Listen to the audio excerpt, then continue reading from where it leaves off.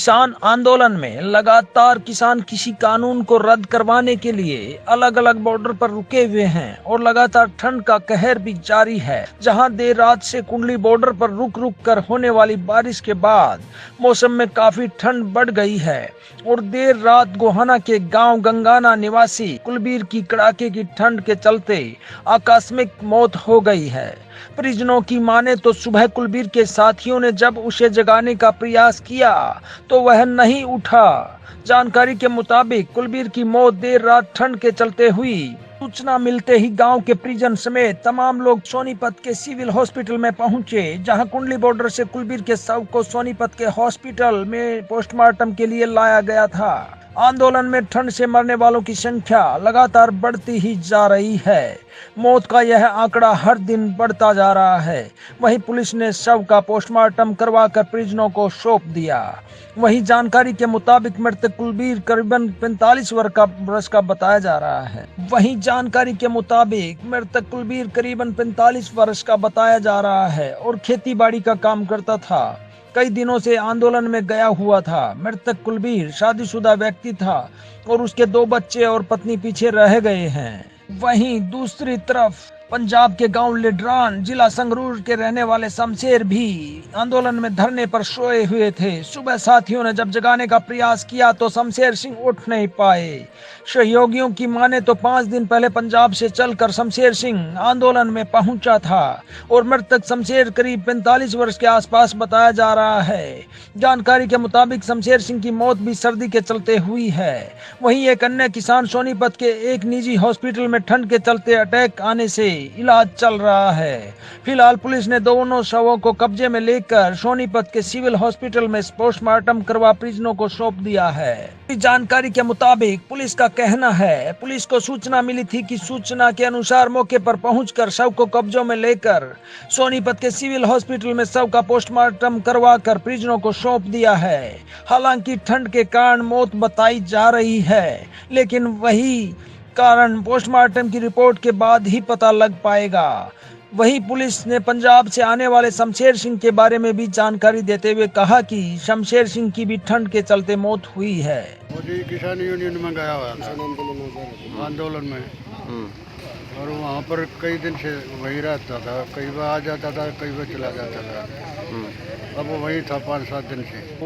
वो जी सुबह मतलब गुजरा मिला गाँव वालों ने। गाँव वाले उठाओ दे सुबह। हाँ सवेरे उठाओ दे, जब देखा तो स्टालन वीर सिंह है। हाँ। लदड़ा संगरूर जिले का गांव है हमारा। हाँ।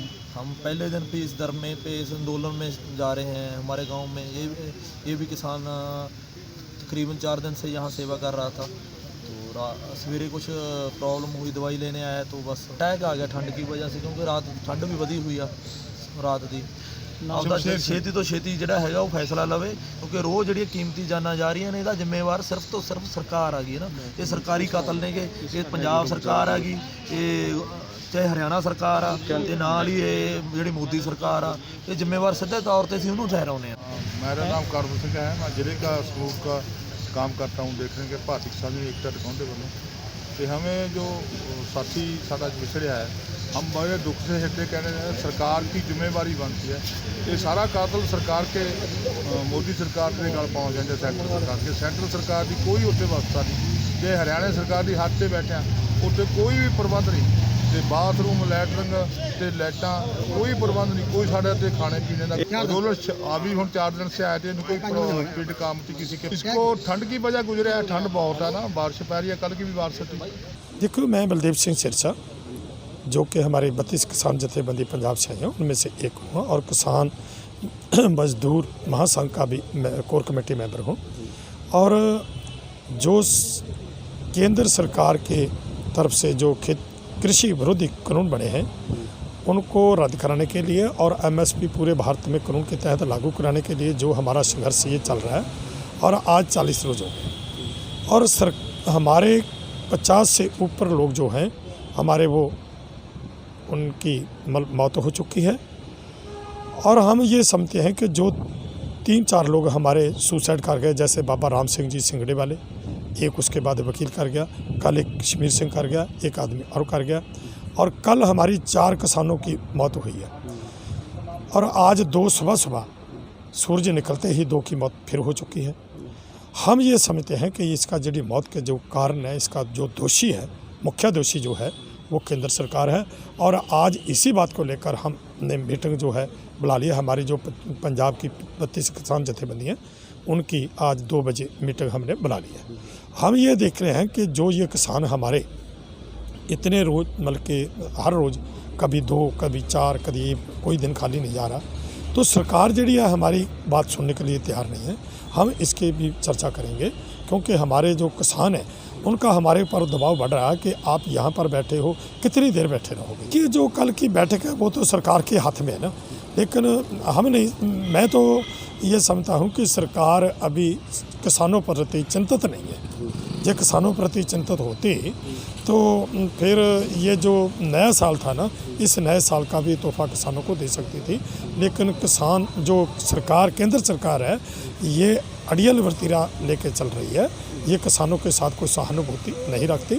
मुझे नहीं लगता कि सरकार कल भी कुछ लगे, लेकिन ये तो ऊपर वाला ही है तो इनको कुछ मत बख्शे, तो जो हमारी बात मतलब के मान के तो जो मांगे मान ले। पहली तो मांग ये होगी आगे जो गूंगी बहरी अंधी सरकार है, किसान की सुने। कितने किसानों की जान लेंगे, कितने ने शहीद होना पड़ेगा। तुरंत इस किसान के जो अंधे काले कानून ले गए हैं तुरंत वापस लें। किसान का इम्तहान ले लें। किसान का इम्तहान बिल्कुल कागार आ चुका है। आप जल्द से जल्द इस कानून को वापस लेने का काम करें। तो आज क्या हुआ जी? क्या हमारा एक किसान था गंगाना गांव से, कई दिनों से यहाँ धरने पर बैठा था। और सर्दी देख रहे हो आप, एक कितनी ज़बरदस्त ठंड हो चुकी है और किसान यहाँ बराबर लेटे बैठे हुए हैं। और यहाँ सर्दी के कारण इनकी को शहीद होना पड़ा। मौत नहीं कहूँगा, शहीद हुए हैं किसानों के लिए। शहीद ये इनके 50-52 साल की उम्र थी। इनके 2, एक लड़का एक लड़की, 2 बच्चे थे और दोनों शादीशुदा हैं। गंगाना गांव से। हाँ बिल्कुल, जैसी भी परिस्थिति होगी आर्थिक मदद भी जरूर करेंगे। हाँ बिल्कुल की थी। देखो वो जो किसान था, अजय नाम का लड़का था बड़ौदा गांव से, उनकी बहुत गरीब परिवार था। उनका बड़ा भाई था, उसकी भी मौत हो गई थी। 3 बेटियां थी और कोई था नहीं। माता पिता बुजुर्ग थे और उनकी 6 साल की 2 बेटियां थी, 1 साल की बेटी थी। और बहुत गरीब परिवार था, उसको बहुत ज़रूरत थी मदद की। और लेकिन यहाँ भी अगर कोई ऐसी बात होगी तो मैं पीछे नहीं, उम्मीद रखूँगा सरकार से कि आप किसानों की सोचें और उनका जो कानून हो वापस लें। अन्यथा लग नहीं रहा सरकार एक राजहट पे अड़ी हुई है। राजहट छोड़ के एक राज धर्म के ऊपर ही काम करें। एक राजा प्रजा के लिए होता है, जब प्रजा जो मांग करी हो उसके ऊपर उन्हें सोचना चाहिए और वो काम करना चाहिए।